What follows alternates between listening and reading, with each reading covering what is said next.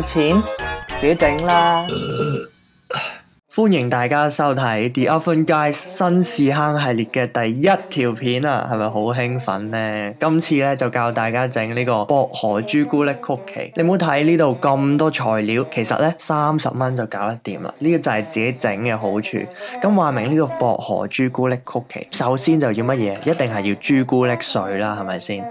咁其實咧呢一度你見到我哋用攪拌機去整碎啲朱古力碎，但係其實係因為我懶啫。如果你想嘅話咧，其實你都可以用刀切嘅，又或者其實你冇攪拌機嘅話，當然你都可以用刀切啦。咁切完之後咧，就擺埋一邊就備用。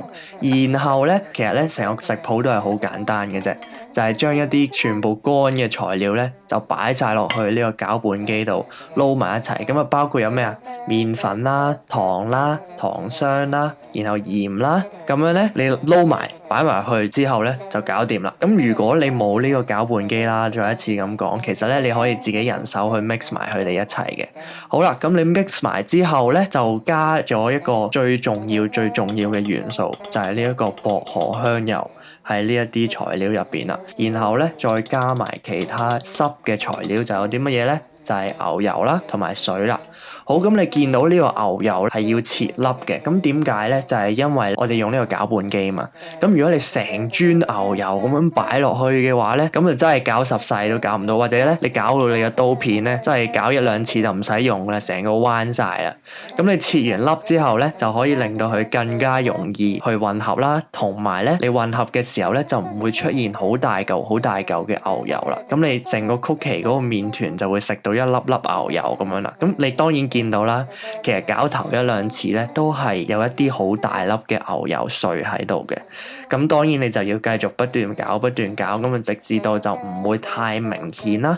不過又唔需要話完全去混合晒入去嘅，因為咧你搞得太耐嘅時候咧，嗰啲牛油就會溶噶啦。然後咧你溶嘅時候咧，就會令到成個麵團好濕，咁樣咧就唔會對呢個你製作嘅過程有幫助嘅。咁好啦，搞掂好之後咧，你就加翻嗰啲朱古力碎入去。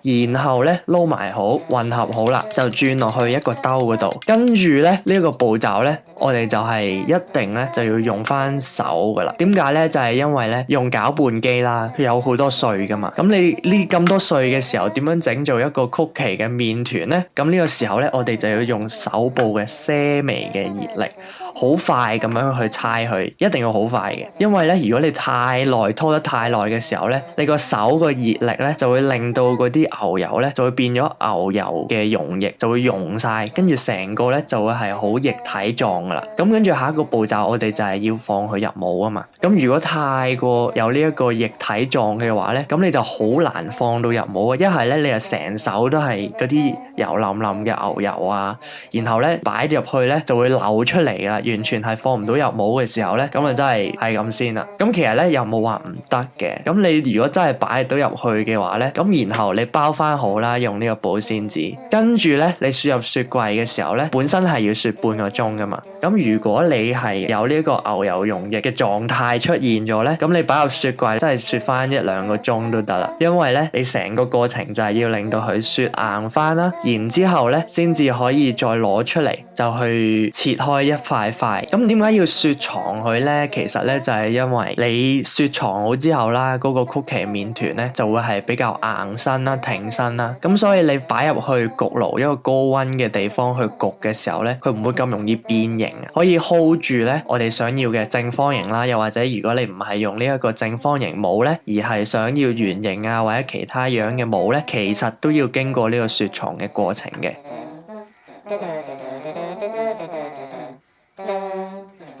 咁好啦，咁我哋切開佢做一片片嘅狀態啦，就每一片咧就大概1cm 厚好。